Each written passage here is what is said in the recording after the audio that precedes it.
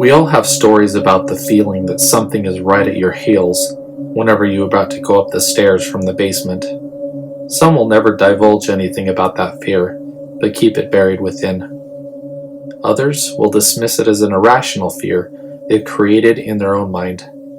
There are even those who make jokes about it to hide the insecurities that they feel.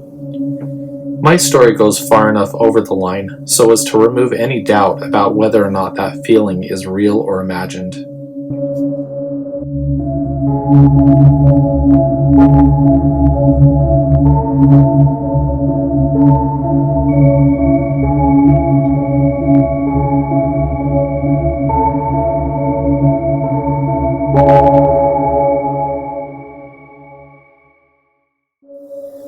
When I was a kid, I lived in this old house. It wasn't horrible or disgusting, but it was very dated. My parents never bothered to do any major remodeling or updating beyond some semi-regular maintenance. The basement was finished. It had green shag and wood paneling. There were tiny windows with very little natural light, and absolutely no chance of egress in case of a fire. Lucky for me, I didn't have a bedroom down there. It was used for storage, guests, crafting, and watching television. The absolute worst part of the basement, well, the worst part as a kid, was that there was no light fixture in the stairway leading up to the main level. You could turn out the basement light while you were down there, but not from the top of the stairs. Every time I turned out that light, I sat in darkness for a split second by myself. I felt a strange presence, so I sprinted up the stairs into the safety of light. Go ahead and judge me, but you did the exact same thing. One day I'm down there getting some canned food for my mom, and I reach the stairs. I take a moment to look around before turning off the basement light. I'm thinking that if there's something down there, it's far enough away that it can't catch me before I get to the top of the stairs. There is nothing near me at all. 3, 2, 1.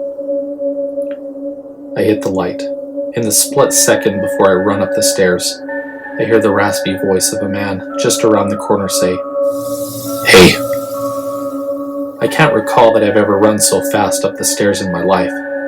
While my heart was beating furiously in my chest, and I was still gasping for air, I turned around to see if there was a person at the bottom in the darkness. Emptiness.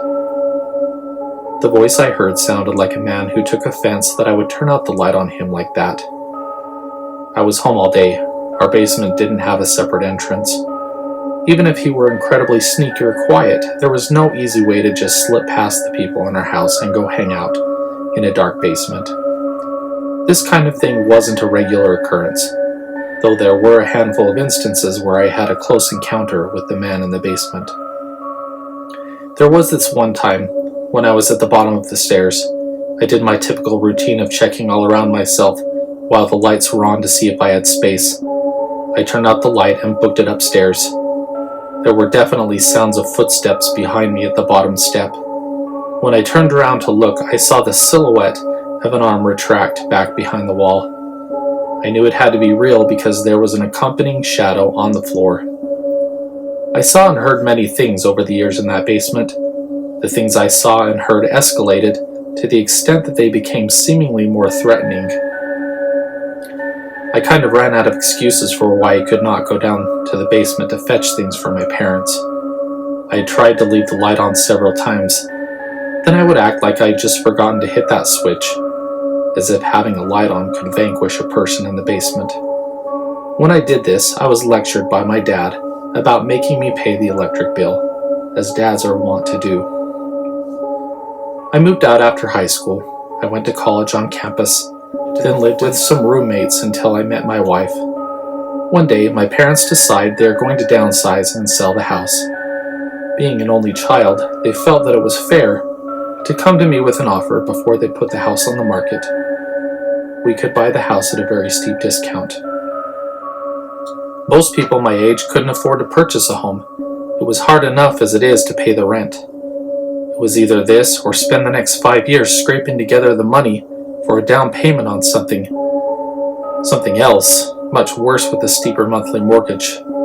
After all, we didn't need to live in the house forever. Here I am as an adult again, looking down into the fuzzy gray darkness of that basement. I consider that things are different this time because my experience as a child in the home were based around me letting my imagination run wild. There were no practical explanations for why there would be an actual man down there. Like I said, we never saw a guy come in the front door and walk down there. My parents didn't seem like the kind to let a stranger come squat in our home either. It's not an apparition. I know that a ghost probably wouldn't be like they portray in the films, some floating, translucent being. I don't know that I really believe in ghosts anyway. I watched this documentary once about the house from Amityville Horror. They gave an account of each of the families who had moved in and out of the house.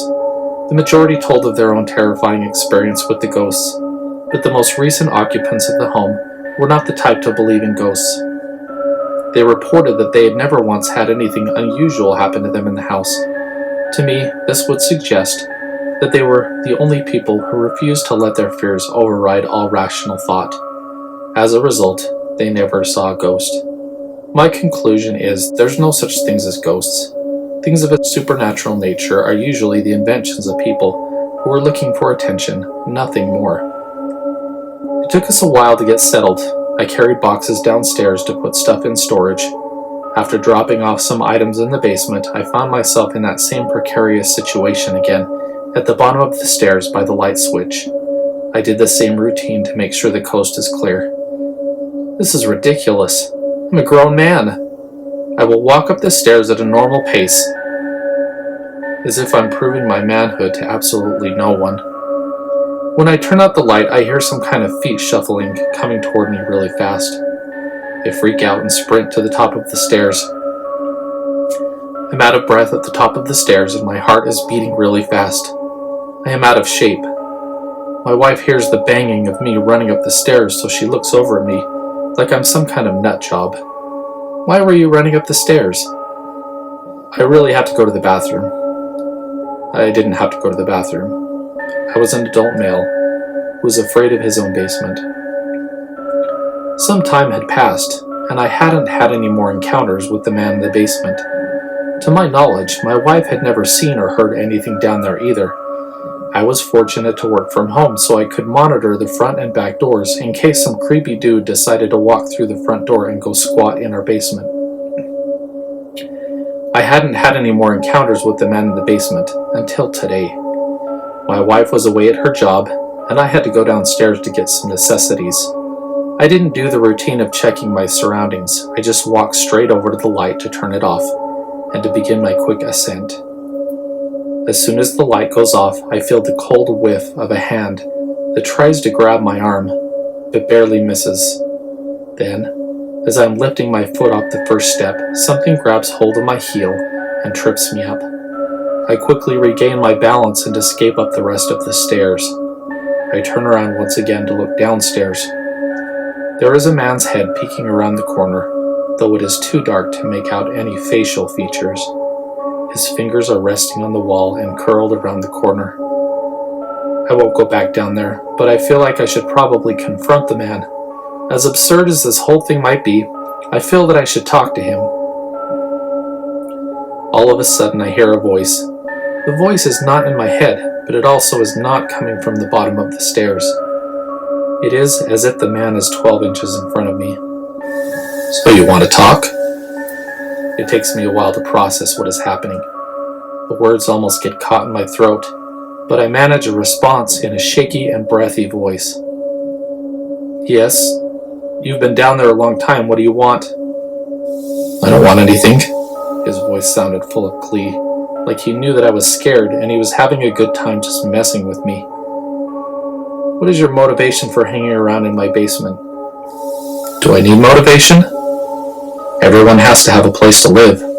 I just want you to know that this is my domain. So don't go thinking that just because there's a mortgage loan in your name, that you get to stake claim or anything. I'm annoyed. So did you die in this house before we moved in?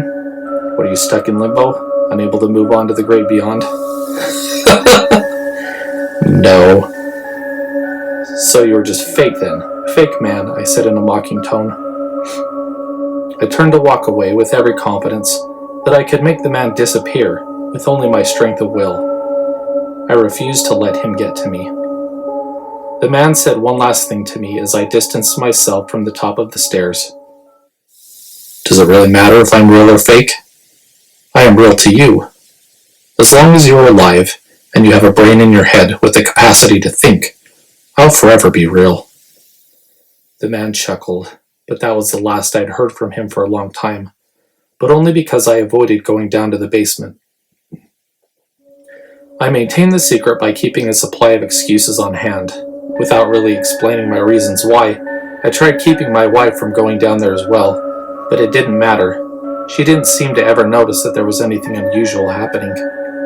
As long as we continued to live in the house, the problem would persist. Then one day I woke up with a brilliant idea. We would build a walkout and redo the basement to convert it into a nightly rental. The subcontractor would take care of the work for me. It would become someone else's problem, or no problem at all, because the man only harassed me. Maybe the income we made from the rental would eventually be our ticket out of here. The supplemental income was the thing that finally convinced my wife. At some point about a year later, the work was complete. There were people booking the space without any complaints, and there was a door now at the bottom of the stairs that stayed closed and locked 24/7. We had an issue with shrinking storage space, since we essentially went from two-floor living to just one. There was one unanticipated potential final interaction with the man in the basement, as I had to collect a few last heavy items in the basement closet. No big deal. I'd been down there a lot of times. One more trip wouldn't hurt. The final frontier of storage in our house was the attic. As I walked up the stairs to go to the ladder, I hear a steady tempo of snickers. It grows louder and faster, right into a howling bray. I take it from the absolute lack of hesitancy of going up there that you've never met my sister before.